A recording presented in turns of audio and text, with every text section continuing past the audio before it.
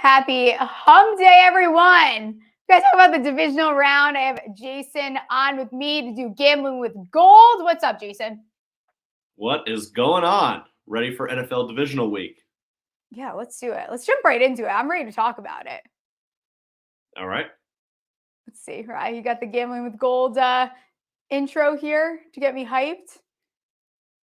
Maybe not.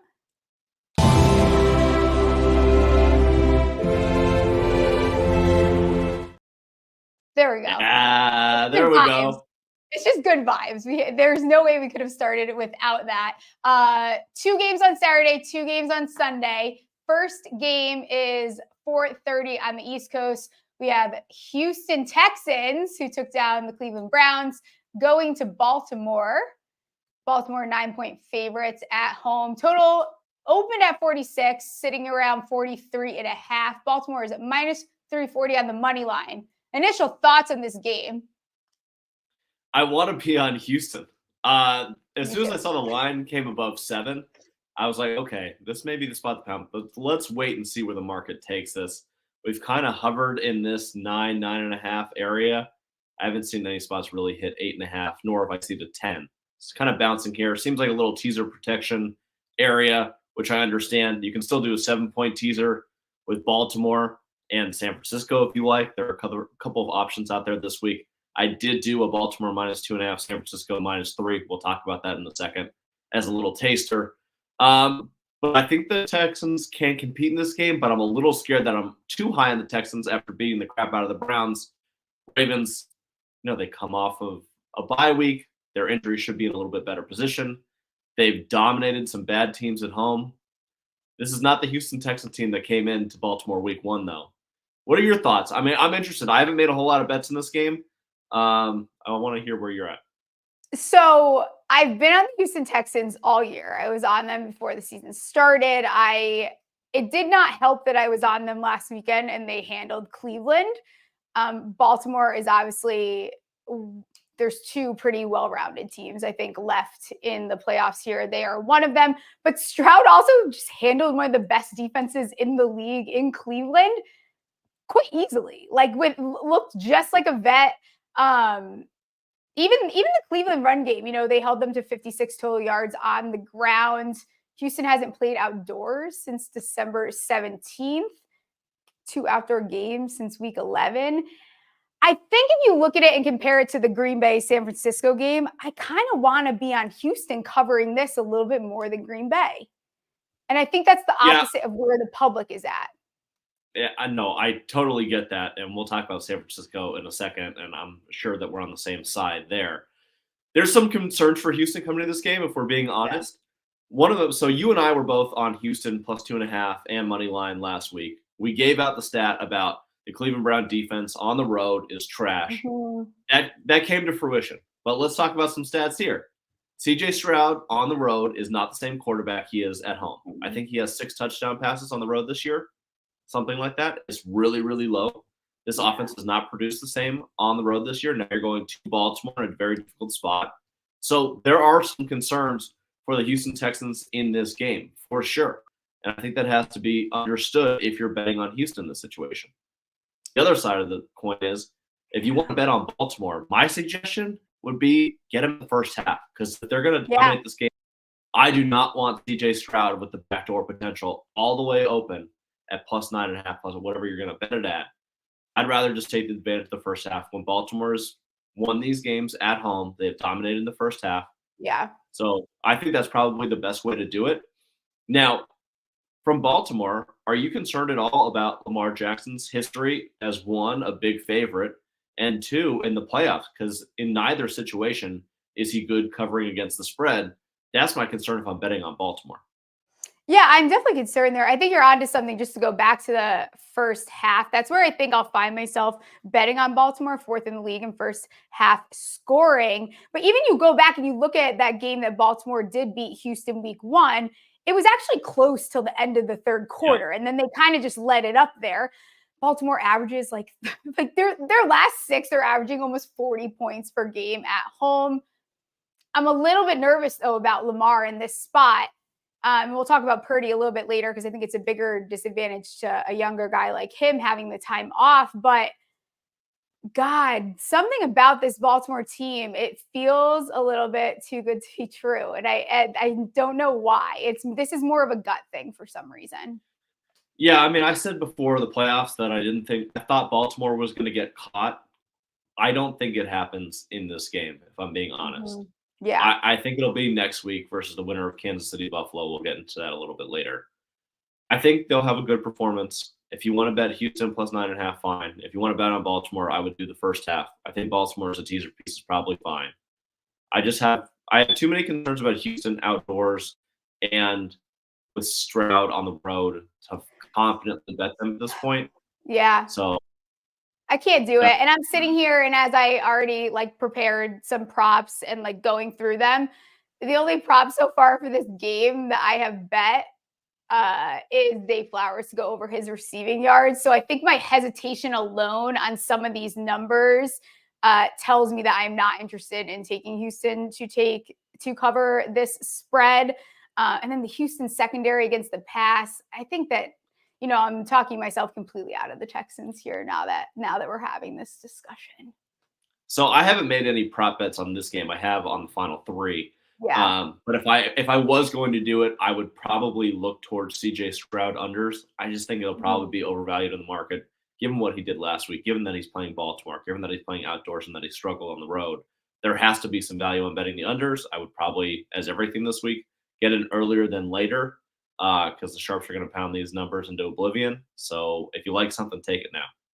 Yeah, I think we're both on Baltimore first half, taking that over there. What about the total before we move on to the next game? Yeah, so I was looking at the under at 45. I missed it, didn't bet it. I'm going to stay away from it. My prediction for this game has the total at 45, so maybe there's some value on the over. I have Baltimore 27, Houston 18. All right. I like it. Let's get to the night game. Green Bay going to San Francisco. San Francisco, they're the Super Bowl favorites right now. 9.5-point home favorites, kind of expected here. Total is at 50.5, opened around 49.5. Not a ton of movement there. I mean, San Francisco is minus 450 on the money line. You look at what Green Bay did. They just bounced the Dallas Cowboys, which we love that. We absolutely loved it. The score is 48-32. Doesn't really tell you a lot, though, because it was 48-16 with 10 minutes left, and there was some garbage time scoring there. Where are you at? I'm struggling here to be one of the bettors on Green Bay. They are the most public bet underdog right now. Where are you at? Goldie lock of the week, San Francisco minus 9.5. Lock it in. Got to do it. I love that the public's all over Green Bay. I understand that they played great. I understood, and we bet the Packers last week. I loved everything about that game other than it broke some Dallas teasers, but that's okay. Yeah. And they're a hot team. Jordan Love looks great, but it's hard to take a lot from that game when you're hitting wide receivers open by 30 yards.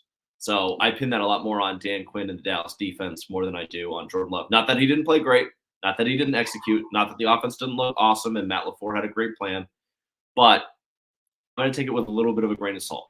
This is a San Francisco team that I've told you all year, if those 5 offensive guys are healthy, I'm not betting against them. And it caught us a couple times. We lost that Baltimore game. But at the same time, they've covered more than not and in a big way. And I think that happens this week. I think they're going to score a ton of points. This Green Bay defense is leaky. And what Dallas was able to do in that second half was kind of expose what Green Bay has in their defensive flaws. So I think San Francisco will take advantage. I think they're going to put up a lot of points. I have the over 50.5. I bet San Francisco over team total 29.5 and over 30. I think this will be a big scoring game. My prediction: San Francisco 41, Green Bay 24. Yeah, and also I know Dallas fans are for some reason very sensitive to this, but McCarthy is not Shanahan, so this is a totally different game here. I think that also the Dallas Cowboys got extremely outcoached. I also think it looked like there was a lot of giving up on some sides of the ball there for them. Here's my thing, because I asked myself looking at this game, how does Green Bay beat San Francisco? And I struggle with finding how how they do that with their defense. Their defense looked good. It's still a bottom 10. Like their defense has not played well. And that's what makes me nervous here. Great. If they can keep up with the scoring, that's one thing, but San Francisco might be able to just keep scoring on them. I mean, I think the easiest way for them to win is to do what they did against Dallas, which is build a lead. These San Francisco teams are not built to play from behind, especially entering the fourth quarter. Go look at Kyle Shanahan's stats going in the fourth quarter. They're atrocious. So the way that you got to do it is defensively, you got to cause turnovers because you're not going to stop them if you're just playing straight up, and then get a lead. And if I'm Green Bay, I'm going right back to the well. If I win the opening coin toss, I'm taking the ball. I'm going to go try and score a touchdown. That's how Green Bay has to play this game. Unfortunately, if they play by the same token, they also might be down by 20 in that scenario if they're trying to go for the gusto early on. So, Green Bay has a path. I don't think it's a particularly good one. I think San Francisco is going to bludgeon them early and often, and we'll see if Green Bay's offense can respond. Yeah, I think I'm with you here. Green Bay is also 4-7 versus San Francisco in the last 11 matchups. If you want to start pulling some facts out of your butt, you can. I definitely like the over here. I am going to stay away from the spread. Have you liked anything in the player prop market for this team? Yeah, so early in the week, I bet Jordan Love anytime touchdown plus 1,200. That number was egregious. I like it down to about 700. It's kind of floating around there in the market right now. I think there's some value on him running as well. Over 7.5 rushing yards could be a play. I haven't actually bet that myself yet, but I probably will. San Francisco side, I'm not sure who's going to be the guy in this game, so I haven't bet anything yet. Christian McCaffrey at minus 500 for anytime touchdown is a hilarious number. It's very funny. So I haven't bet anything on that side. You think about the comeback, like if Green Bay is down by 30, like who's going to get the ball? Who's going to score in those situations? And he wasn't utilized very often against Dallas. In fact, not at all. He put up 0 fantasy points if you're playing any sort of weekly contest right now. But Reed to score a touchdown is definitely interesting to me. Yeah, he's tempting to just go back to the well with his receptions as well. Another thing that I was thinking about too is Green Bay got away with a lot of 12 personnel against Dallas, and that's not going to happen against San Francisco. And you look at San Francisco is just great at defending 12 personnel. But all I bet for this game, and I want to bet Kittle somehow because I think that I imagine Kittle having a big game. I haven't even looked at his numbers yet. Dontavian Wicks, I'm going right back to it. I'm surprised that they dropped this longest reception number. He's gone over it 1,000 games straight. It's 18.5 right now. 9 straight games. He's gone over this. Even when he's not heavily involved, he's the receiver that's still getting involved where he's getting 1 deep ball a game. So that is what I have bet for this game so far. I wouldn't be surprised to see Kittle have a big game. I mean, we just saw what Jake Ferguson did in the comeback for Dallas. Yeah. 3 touchdowns and 10 receptions. So Kittle will definitely be an option early and often. If I was going to play anything there, I probably wouldn't do touchdown. I'd probably do over receiving yards because I could see him breaking a couple big ones. Yeah, I'm with you. All right, let's get to Sunday. Tampa Bay. Listen, I'll say it right now. My worst fucking call of the preseason, my worst futures bet ever that I was like very adamant was going to hit was the Tampa Bay win total under. I'm still like a little bit in awe at this point. Baker Mayfield looked fantastic.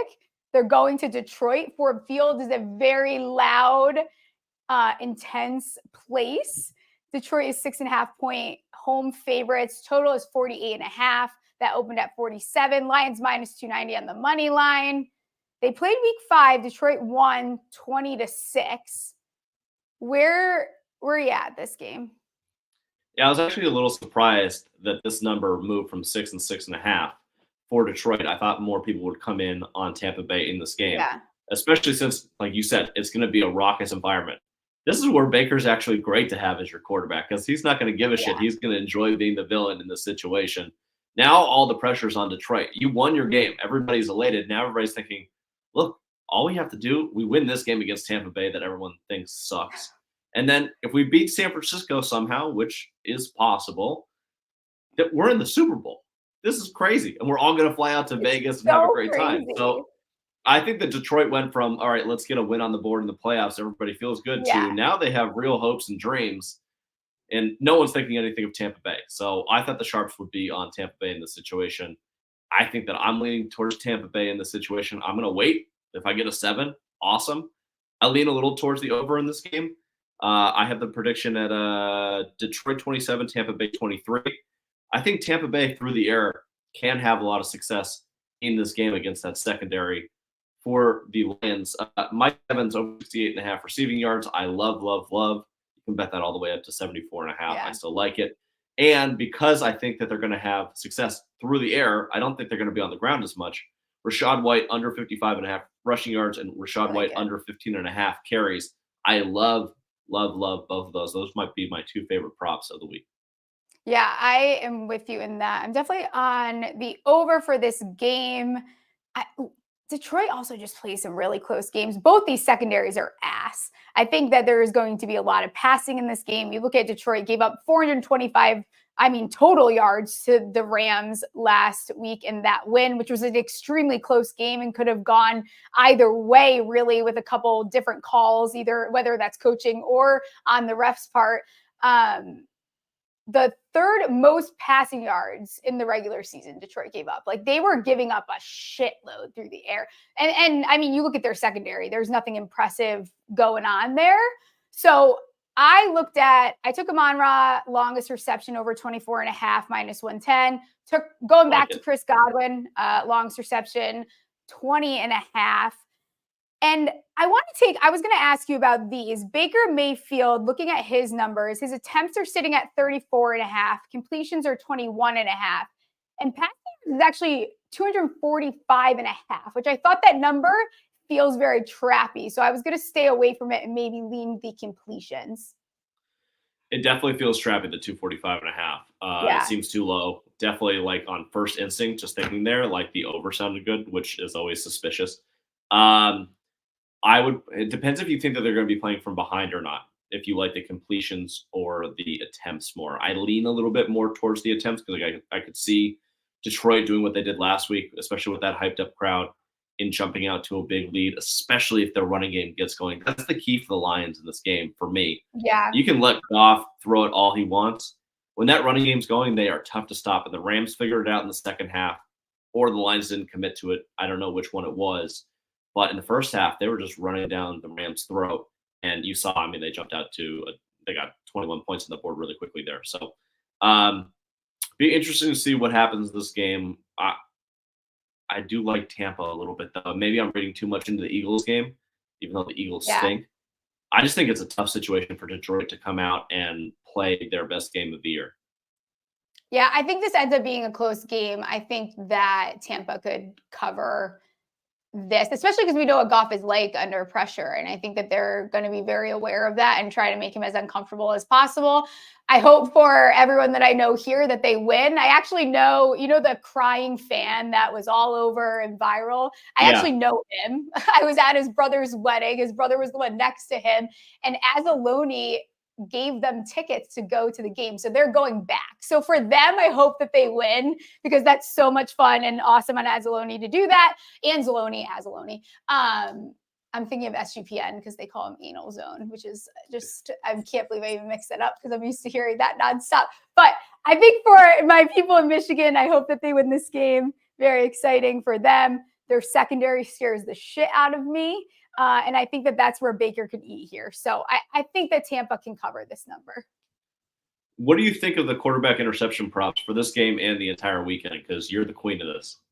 So I have already bet Lamar Jackson's. I forgot I did that until right now. It was just nice plus money. I think Lamar is going to be passing the ball. I think that it has a tendency to throw interceptions. And the Houston Texans secondary has been playing really, really well. So I think he could make a little mistake there.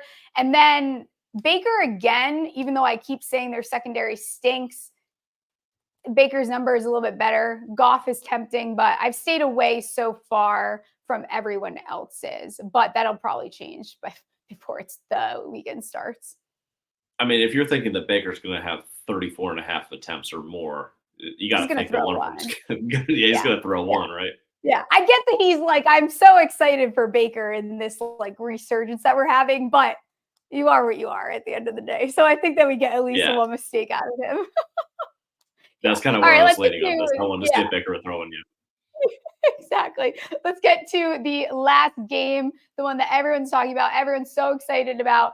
8:15 on the East Coast. Kansas City going to the Buffalo Bills. Buffalo 2.5-point home favorites. The total is 45.5. Opened at 46. Not much movement there. Bills are minus 145 on the money line. Before I get your opinion on this, thoughts on Josh Allen's fake slide that the internet is losing their effing mind about? I love it. Why not? If they're not going to, if the refs or the NFL is not going to, they're going to let you do it, fucking do it. That was awesome. Exactly.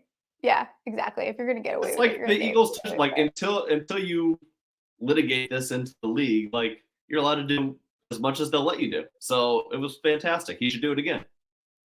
Yeah, I love it. All right. What are you thinking for a side here? Yeah, so I bet Buffalo -2 on the open, and then I bet it at 2.5 again. I thought those were really good numbers. I thought the line should have been 3. Now we get into a situation. If it is at 3, where do I want to go? It's tough because I think Buffalo's in a great situation. They get Kansas City at home. It's going to be a terrible weather environment again. Not that Kansas City's not used to it, but they got to travel on the road, and it's a whole thing. I think Buffalo's the better team, but here's my issue. Buffalo's injuries are starting to really mount up, especially defensively. And the net rest advantage for Kansas City is +2. That is unheard of in a playoff game. I don't think it's ever happened. So you're in a really bad situation if you're Buffalo, injured, and you got 2 days less rest. That's a huge concern. Then you have on top of it that Mahomes as an underdog is fabulous. Yeah, 8-1-1 against the spread. Yeah, it's like ridiculous. 7 and something straight up. Yeah, now I'm concerned. Is Kansas City the right side here? But I don't think that I can take anything away from the first game that they played against Miami because Miami sucks. Miami sucks in the cold. They suck playing good teams. They suck on the road. What am I getting from that game? I don't know. I'm just going to trust who I think has been the better quarterback this season in Josh Allen. I'm going to trust that he has better offensive weapons. I think that in a low-scoring game, which is kind of what I'm anticipating, that the Buffalo Bills are going to show up and finally get the win over Kansas City in the playoffs that they need. So I have Buffalo 24-21. I think they get it done. I don't feel good about going against Mahomes, nor the rest situation, but that's where I'm at. I think the Bills are the better team. Yeah. This game has me in a little bit of a mental pretzel here because my head is actually telling me to take Mahomes and take the +2.5 with the Chiefs here. Didn't feel like during that game a player was going down for the Bills. Every single snap, like every single play, there was a guy going down. The second half, they had all backup linebackers in. You said Kansas City's had some extra rest. And you know what I was thinking too? It's hard to beat teams twice. So Buffalo did beat Kansas City week 4. We have a couple. Did they? Well, that's the thing. They did it because of Kadarius Clowney. They did it because they got that, there was the penalty that took it away. Something's telling me, I think it's because I don't like Sean McDermott. I don't like how banged up this team is. I think that we get a big Kelsey game. Right now, I am leaning the under 2 because I think that both teams are running the ball. I think that they're going to let the clock run a little bit here, and I did take the under. I lean towards the under as well. The more I talk about it, the more scared I am of betting Buffalo, but I have to do it. I think it's the right spot. I think it's the right number. I think it's the right time. But the injuries and the advantage rest-wise is just it's taking up this part of my brain. Yeah, it's bothering me. I'm losing sleep over. I woke up at 3:45. I'm cool if you want to play this game and just take Kansas City +8.5 as a teaser. I love that. I think it's gonna be a close game regardless. Yeah, here's my thing. I think that if the Bills win this game, there is a pretty good chance that we see them in the Super Bowl. if Kansas City wins this game, I do not think that we are seeing them in the Super Bowl. So like, to me, it's like I want the Bills to win, but in my, like, I just think that I go with Andy Reid and Mahomes here. I know it's his first road playoff game, but I don't know. I'm struggling with this one here. I'm not worried about Mahomes in a road game in the play. Like, I know. who cares? Yes, it's his first time. He's Mahomes. Yeah. Like that's not the part that I'm worried about in this game if I'm betting Kansas City. It's everything else. I will tell you that Stephon Diggs is going to get a touchdown this game, just so everyone knows. Okay. He has not got a touchdown in 7 games. And I mean, boy, were they force feeding the fuck out of the ball to him. Like, the plays weren't even making sense. They were just making sure he shuts the fuck up and plays. Like, they just want him to be involved and happy. I also like his over 5.5 receptions. I haven't taken any Kincaid props. I like those, but I really like Kelsey to go over his 60.5 receiving yards, -114. Everyone's going to be on Rice, which is great. But he had a 31% target share versus Miami. That's the highest since week 7. We talk about this all the time. It's just kind of this vintage theory where some of these guys, it's going to be very frustrating because they didn't get you what you wanted, all the fantasy bros during the season, but then you come to the playoffs and you get these big games out of them. So I think we get a big game out of Kelsey. They're going to be able to, attack the middle of the field like saw the Steelers do with Freiermuth, especially when you saw all those players go down. So that's what I have so far for this. I also I don't hate taking his longest reception, 19.5. That would probably get there. And for him to score a touchdown as well. I don't hate any of the over Kelsey props either. Mahomes is going to look for his guy when the chips are on the table. That's his guy. It always will be his guy. He's going to be force fed in this game. I'm cool if you want to go under on Rice too, just because he's probably overvalued in the market a little bit, despite how well he's playing. Yeah, that could be a bratty play for me here. I think the other one, the other prop that I have. Mahomes over rushing yards, over 28.5. I love it. Yeah. I already hammered that. Yeah, absolutely. I think both of these guys are going to be trying. It's going to turn into like a dick measuring contest. Like, I think they're just going to start trying to outdo each other, and then whoever doesn't mess up more is going to win the game. I can totally see that. They'll be running all over the place. I don't know what Josh Allen's rushing yards is at. Any other props for this game? Mahomes. I had Allen as. Ooh, this is kind of interesting. I'm thinking about doing a parlay. Josh Allen, anytime touchdown and interception. Ooh, I like that. We could do that with Lamar too. Oh, now we're talking. Oh, I kind of like it with Lamar also. But Allen, I think he has a rushing touchdown in 10 of his last 12 games. And anytime the pressure's put on him, which Kansas City is going to be able to get home a little bit in this game, he's going to throw an interception. And he didn't last game, right? So he's due for one. Yeah, absolutely. What is your favorite play before I let you get out of here for this divisional round? San Francisco -9.5 all day, every day. I think they're going to blow them out. And if you don't want to play the 9.5, I would suggest doing the team totals over 29.5, over 30.5. Either one, I'm cool with. All right. Oh, I'm excited to talk to you on Monday, see how we did. Now I'm still going to overthink that KC Buffalo game quite a bit. I'm sure I'll be texting you once I figure out what I'm going to do. If you are not following Jason, make sure you are on X, not Twitter, X, at Jason Gold _ what is it, 24, right? Yeah. Okay, awesome. I'll see you Monday. All right. Thanks, Smalls. See ya. Now we got producer Ryan for some questions. How's it going? Good. How are you? I'm cold and I'm sick of the snow and I'm tired of living here, but I'm happy. I've been placing a lot of bets and that's good. Yeah, I just placed a ton of bets while you guys were talking. I love all that stuff. Ready to go. Question 1. This is from the odds fellow. Who's the most dad right now? I guess take that however you want. Oh, okay. Could be a football player. Could be just anybody. Who's just a honestly, dad this is going to be the nicest I ever am to the Eagles on this show, but it's Jason Kelsey. I don't know how that shit doesn't fucking warm your heart. Like, him retiring definitely pulls at the heartstrings. As a Giants fan, I'm very happy that he's gone, but I mean, we got to give it up to him. Like, just an all-time great. Fortunate enough, he's great for football. Excited for him to retire because he looks sore as hell. He can barely walk. Now he can go be a dad to his adorable children. So we'll he's walking like a granddad, not the kind of dad. It's so bad. My dad has a weird obsession with the Kelsey brothers. He listens to their podcast, and I texted him yesterday.